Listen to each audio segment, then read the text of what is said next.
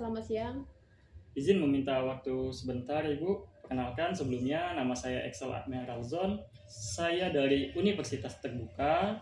Kehadiran saya di sini itu untuk mempertanyakan terkait yaitu kelembagaan agribisnis yang ada di Kecamatan Sembawa. Baik, sebelumnya dengan Ibu siapa ya? Ya, perkenalkan sebelumnya saya dengan Ibu Dita Lartalina. Ibu di Taklak Talina ini di Kecamatan Sembawa ini berperan sebagai apa ya, Bu? Di BPP Penyuluh. Saya sebagai penyuluh pertanian lapangan. Sebagai penyuluh lapangan ya, Bu. Oke. Oke, kita langsung masuk ke pertanyaan aja ya, Bu. Apa sih, Bu, peran utama penyuluhan pertanian itu di Kecamatan Sembawa? Ya, BPP berperan sebagai sarana penyuluhan seperti fasilitator untuk para petani menyampaikan aspirasinya, bisa konsultasi ke Balai Penyuluhan Pertanian dengan penyuluh-penyuluh yang sudah ditempatkan di daerah masing-masing atau di desa masing-masing. Oke, jadi penyuluhan pertanian ini bisa sebagai tempat Fasilitator. ya, Bu Ya. ya. Oke, untuk struktur organisasinya sendiri itu kan banyak ya, Bu ya, di BPP sendiri itu untuk khusus di Kecamatan Sembawa itu terbagi menjadi apa aja ya, Bu? Struktur Iya. BPP ya. Kalau struktur BPP itu ada banyak ya.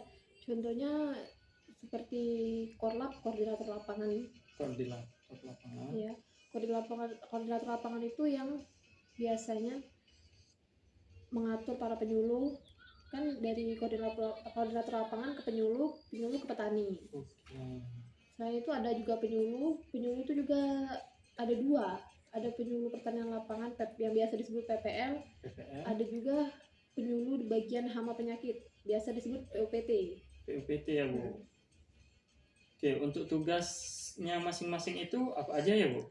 Kalau penyuluh pertanian itu kan tugasnya untuk membantu para petani menyelesaikan seperti simultan. Oke.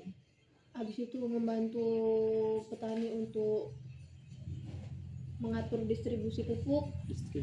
Ya, ya masih banyak lah yang lainnya. Terus juga kalau sebagai petugas PUPT-nya tugasnya biasanya untuk membantu penyuluh dan petani merekomendasikan apa pestisida yang cocok untuk hama dan penyakit yang ada di lapangan. Oke, banyak sekali ya, Bu ya. Untuk kegiatan operasionalnya apa aja ya, Bu, yang di lapangan itu? Mencakup apa saja? Biasanya kegiatan operasional yang ada sejauh ini ya sekolah lapang atau juga pelatihan yang mengenai pembahasannya itu tentang vaksintan, tentang perkembangan pertanian yang ada sekarang, tentang pupuk bersubsidi, banyak Ibu. Pasti untuk di lapangan itu ada tantangannya ya, Bu. Untuk tantangan sendiri bagi para penyuluhan pertanian itu apa ya, Bu, kalau untuk di lapangan? Kalau sejauh ini tantangan kita untuk di lapangan itu jarak tempuh sih. Jarak tempuhnya. Untuk ke desa itu kan susah, terus juga jalannya. Untuk jalan itu gimana ya, Bu, jalannya maksudnya? Ya biasanya kan kalau kita dari tempat kerja BPP nih mau ke lapangan itu kan ada yang jauh jaraknya. Jalannya jelek. Ya, Bu. Untuk SDM pertanian sendiri itu gimana ya, Bu, responnya terhadap penyuluhan pertanian? Ya kalau untuk SDM petaninya sendiri itu kan namanya manusia kan bermacam-macam ya. Ada yang bisa menerima masukan, ada yang nggak bisa, ada yang menentang. Namanya kita penyuluh pertanian itu kan memberikan inovasi terbaru, informasi terbaru. Kadang mereka juga ada yang nggak setuju dengan apa yang kita sampaikan. Mereka ada pendapat sendiri seperti itu. Oke, mungkin karena mereka udah lama ya, Bu, mengerjakan itu sehingga mereka tidak menerima informasi baru ya, Bu.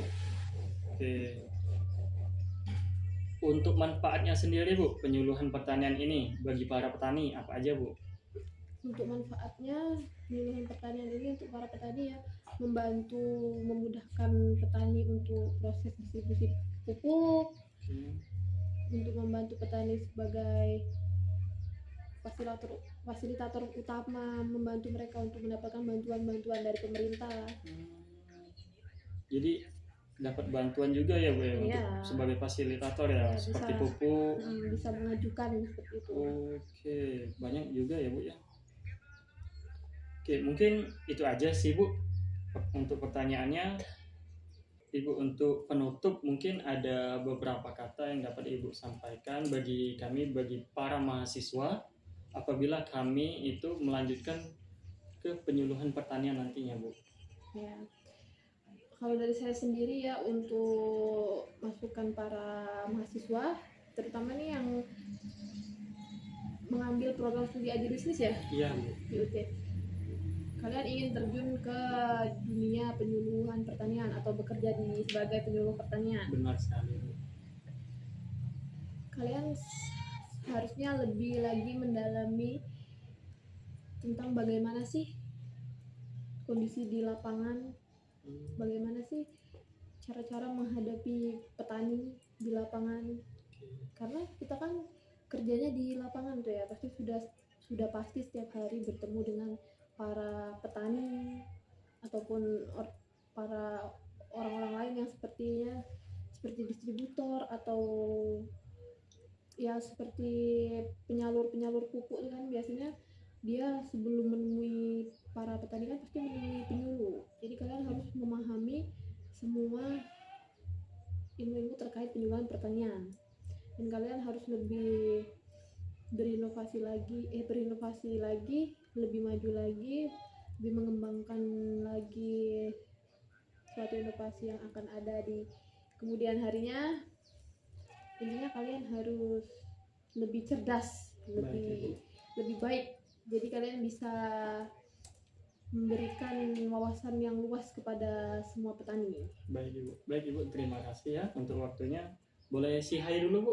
Oh ya. Baik Ibu, terima kasih.